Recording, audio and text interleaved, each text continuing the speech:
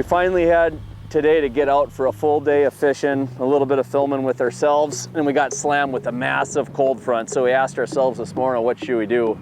The largemouth fishing, even for northern largemouth, no different than down south with Florida strain, they're fussy. It'll shut them right down. So we decided to go for smallmouth. They seem like just the nature of the fish, they're a little bit more of a cool water species. They're more aggressive by nature. They're just gonna provide you a little bit more reliable bite. They're still crazy after a massive cold front. You know, talk about a terrific sport fish. There we go. Spot lock, nice bass. Another one with them down there. That's cool, I just hit spot lock, so we know we got another nice fish in the area. Chances are there's a few more good ones up shallow, so we're not losing our positioning. It's a start, huh? You can tell he's been caught before. Just pin hooked him there with that little 110. Nice little starter bass, though. Cool. It's kind of weird that you'd be fishing a bait that basically looks like a rifle hunting outfit. Blaze orange in super clear water when you're supposed to match the hatch and match the forage and make it look like a bluegill or make it look like a shad. But you'd be missing out big time on smallmouth bass country if you always took that approach. And certainly they'll eat stuff that looks like the real deal. But more often than not, if you put on something that's gaudy, but has that deadly jerkbait action, that real erratic side to side darting motion, you're gonna get bit a lot. There's a nice one right there, there's a good one. See what I did? I got that first one, I hit spot locks on the Ultrex. And usually you find one, there's several in the area. Smallmouth are a real schooly fish. And this is a nice one here. This is a beauty. Stay clear, buddy. We'll get him on this side here. Look at that guy. Look at that guy. It's a beauty. Wow. Just digging. Tough as nails. Huh?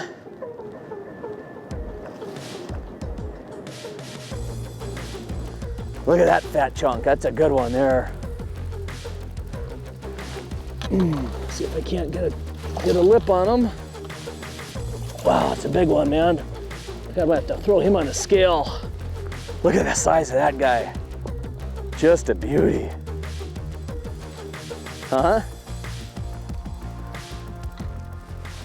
Ultra light wire jerkbait hooks, you just skin hook them this time of year. They're coming up and they're just nipping, oftentimes just nipping the hook or nipping at the bait. But look at that.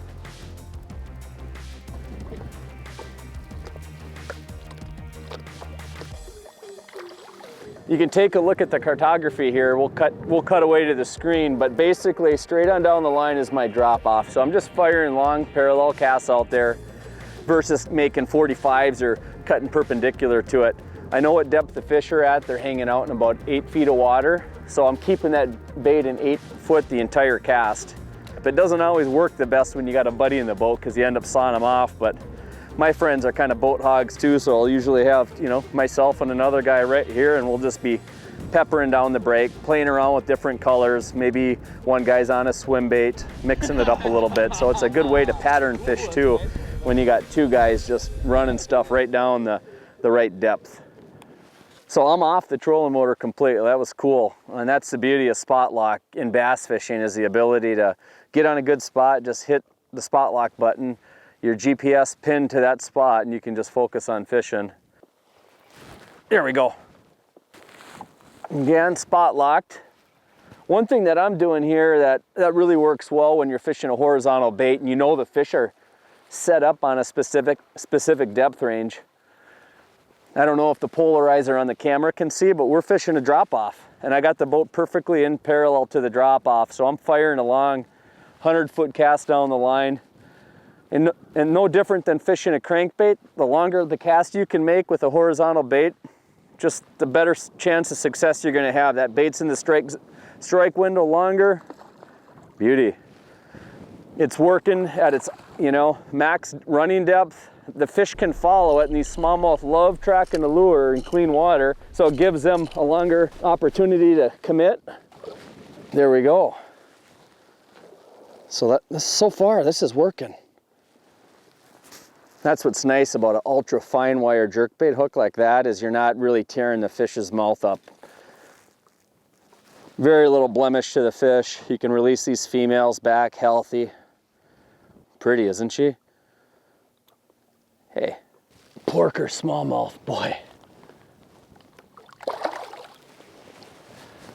Now we're just getting warmed up.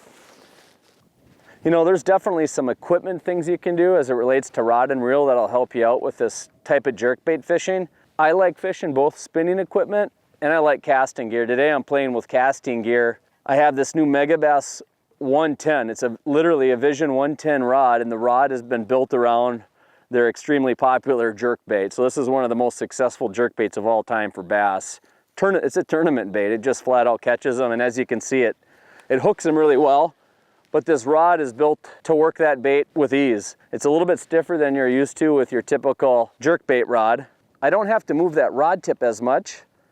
I can just do shorter little pops and I can still send that bait flying. So over the course of a long day fishing, it's just a dream to fish. 611's perfect. You know, I'm not slapping the water, so that's something you look for in a jerkbait rod. And the nice thing about the Megabass Destroyer line is you have that really responsive tip, but when you fight a fish, you get increasing load down the blank. So the rod folds up nice and you get that fish fighting power throughout the entire blank versus having it max out at the tip. And that causes people to lose a lot of fish. If I got a really fast rod where I lose all my fish fighting power here and it's just in the tip, then I'm gonna have a tendency to tear hooks out. So just a real lightweight combo. I got it spooled up with 12-pound Seaguar Invis-X, and I'm doing something a little bit unique today. If you look here, and this is an interesting little tip for pike waters. This is a shank of Terminator Tieable titanium, 20-pound test titanium wire. It's a super flexible wire, doesn't kink, and I have a little VMC snap at the end. All it takes is one to hit up on the head of that bait a little bit and you're losing hard baits to pike all day long, which is a real pain. And we found that this Tieable titanium doesn't impact the amount of bites we get. And we use a simple Albright knot to connect our braid or fluorocarbon or monofilament to that wire. So it's a super elegant knot there. There's no hardware weighing that bait down. If you're in an area where there's a lot of toothy critters, but you still want to use a super premium bait, I would definitely recommend getting yourself some 20-pound Tieable titanium, and it fishes really clean. It's a great big boulder right up here.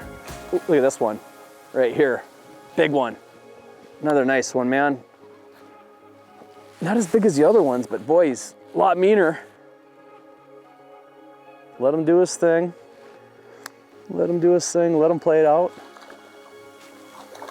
Just a nice scrappy, huh? Nice scrappy one.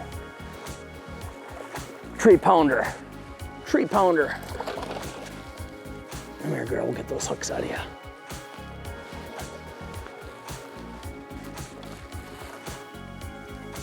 And you can see, I mean, I got this fish hooked on the outside of the head, but it was coming in to inspect and probably bite this bait, but the bait moves so erratic and these smallmouth move so quick. They dart around on this bait too, so you oftentimes will get them skin hooked on the outside of the face. Nice fish though, huh? Look at that. I don't know, maybe that looks like a crayfish a little bit, I'm not sure.